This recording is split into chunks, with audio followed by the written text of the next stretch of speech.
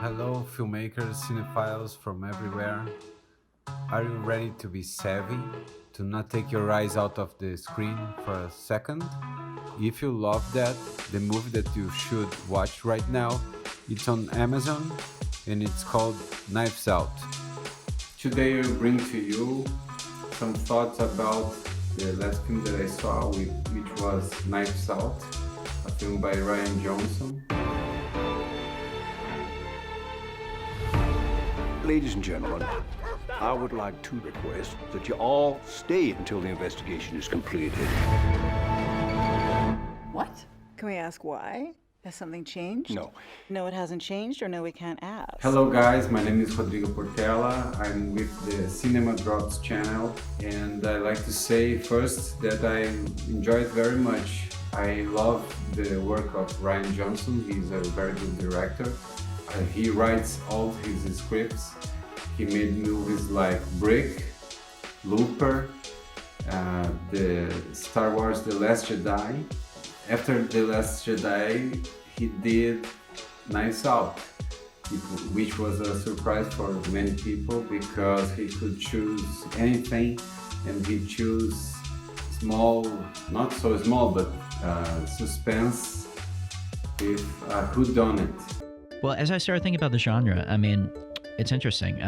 Hitchcock hated whodunits, famously, and his whole thing about whodunits was it's a big build-up to one big surprise at the end, which was a very cheap coin for him, narratively. And that's why he was all about suspense. He's like, give them the information early and make them lean forward in their chair. And I love whodunits, and I fundamentally agree with Hitchcock. So my idea approaching this was to kind of put the engine of a Hitchcock thriller in the middle of a whodunit. So hopefully we get all the great stuff we still love about whodunits. We get the questioning, we get kind of the old mansion and the eccentric family, all the suspects, and we get the great scene at the end where the detective does the denouement in the library and lays it all out. But in the middle of it, we kind of have this more suspense-driven Hitchcock thriller story that centers on Ana de Armas' character. I thought the film was very well shot, excellent shooting, excellent decoupage. He really loves to make a great angle. The actors are superb. I'm gonna live.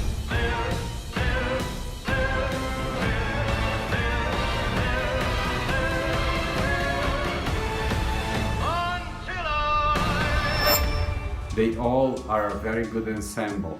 Some things about the script. The story structure of the movie is not linear. So we have a movie that jumps forward and goes to the past, go to the future, stay in the present.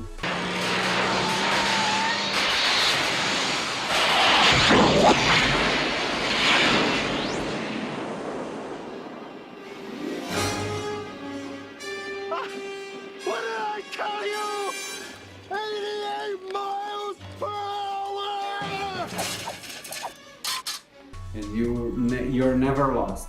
You are always having solutions. You are always having new intrigue. And I split it out with little, little vertical lines, and I kind of create my sequence of sequences, and split into acts, basically. So I do like the structure thing. So the question was for Mr. Plummer, and it was, to what do you attribute your longevity and success within the acting profession? Well, scripts like this.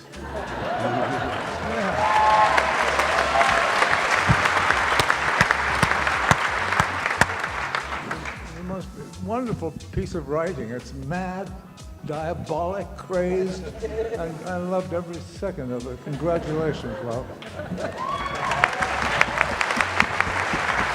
The question was, how many rewrites did you do to write a murder mystery? Thank you. It took a bunch. Yeah, it's and because obviously the thing that's most difficult is simplicity and trying to get all this stuff in there and still have it kind of track or at least give the illusion of tracking.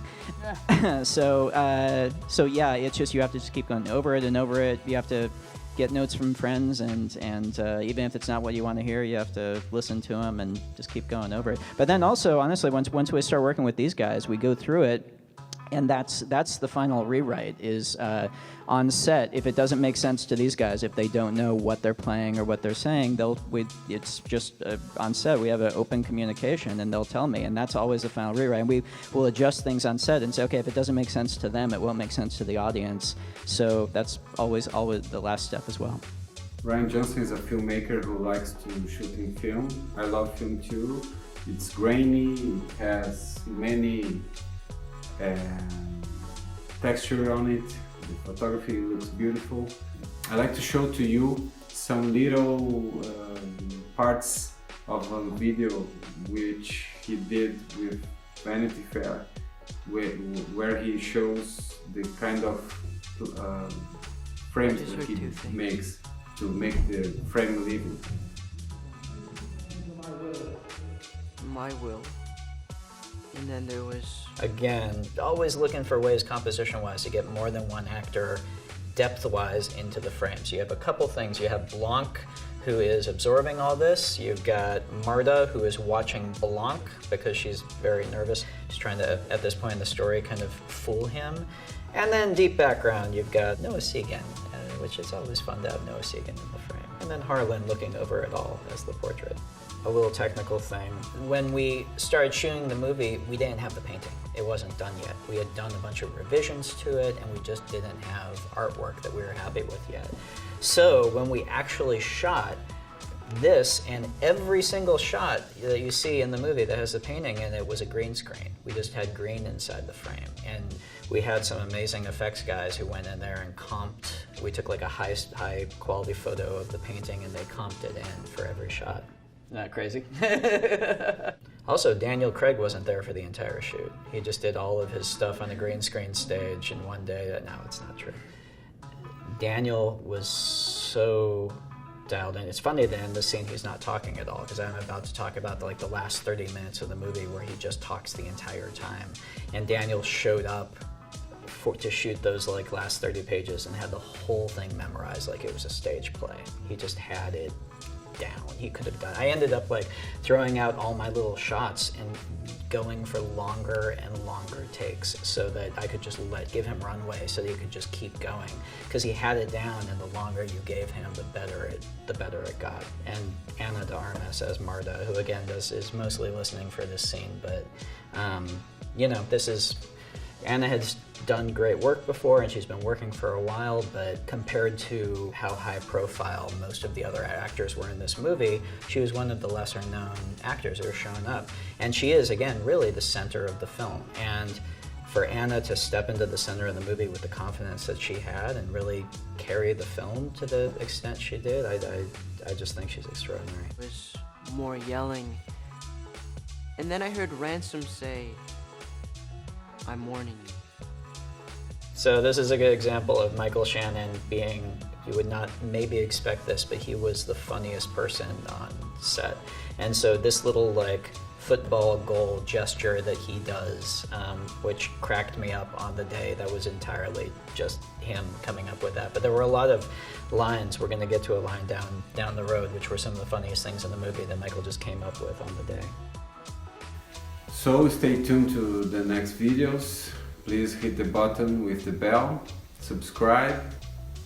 So, thank you for your time. Thank you for your time, and we see each other in the next video.